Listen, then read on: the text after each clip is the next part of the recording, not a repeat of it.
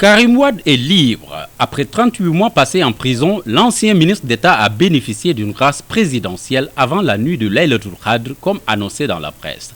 Pourtant, selon ses proches, Karim Wade ne voulait pas d'une grâce, mais plutôt d'une amnistie. La grâce dispensant seulement le condamné de la peine de prison tout en préservant les autres sanctions, à l'instar de celles pécuniaires.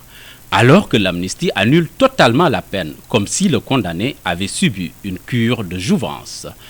Qu'est-ce qui s'est passé alors pour que Karim Wade accepte d'être gracié, sachant que la grâce peut être interprétée comme un aveu de culpabilité? Cela voudrait dire que Karim Wade a reconnu sa faute et qu'il aurait accepté la magnanimité du président de la République. Il aurait pu refuser la main tendue du président Macky Sall et attendre que ce dernier le gracie de force ou qu'une loi d'amnistie soit votée en sa faveur. Il aurait pu également attendre les résultats des procédures enclenchées devant le tribunal arbitral de Paris et la décision du Conseil des droits de l'homme des Nations Unies.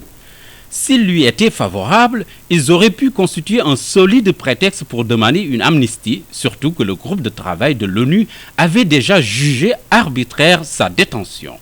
Mais non, Karim Wade a sauté sur l'occasion. La manière avec laquelle il a été libéré démontre que cela s'est fait avec son consentement et qu'il a accepté toutes les conditions posées par le pouvoir, comme s'exiler un moment au Qatar. Il est sorti nuitamment de prison, a pris un vol nocturne pour se rendre au Qatar, en compagnie, excusez du peu, du procureur de Doha. Preuve que tout a été planifié comme sur du papier à musique. Passé l'euphorie, il faudra se pencher sérieusement sur l'avenir politique de Karim Wade.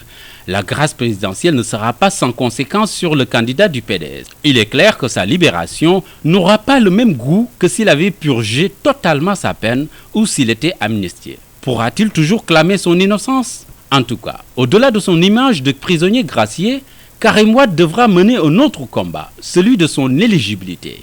En effet, selon le code électoral, quelqu'un qui est condamné à plus de 5 ans de prison perd son droit de vote. En sera-t-il de même pour son éligibilité? Il faut noter que la peine de 6 ans que la CREI avait infligée à Karim Wade n'est pas assortie de la perte de ses droits civiques. Alors, peut-on perdre son droit de vote et garder son éligibilité?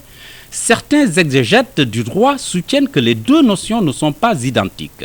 Ils en veulent pour preuve le cas des militaires et paramilitaires qui votent mais qui ne sont pas éligibles. Des arguments rejetés par d'autres qui affirment que Karim Wade a perdu son éligibilité.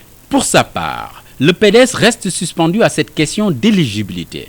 En cela, les élections législatives seront un test majeur. Selon certaines indiscrétions, Karim Wade sera investi sur les listes pour tester l'attitude du pouvoir.